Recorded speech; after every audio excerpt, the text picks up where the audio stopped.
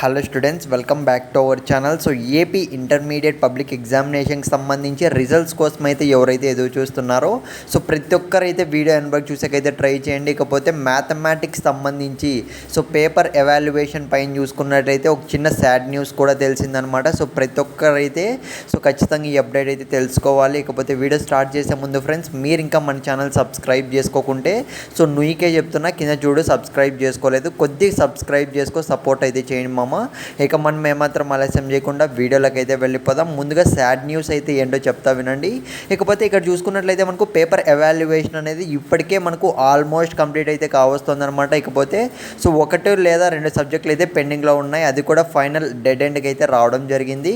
ఇకపోతే మనకు sad news ఏంటి అన్న విషయానికి వస్తే సో మ్యాథమెటిక్స్ చూసుకున్నట్లయితే AP intermediate first year students and second year students ఎవరైతే మ్యాథమెటిక్స్ రాశారో సో చాలా మందికి అయితే 75కి 75 అయితే రాలేదు అన్న అప్డేట్ అయితే వచ్చిందనమాట.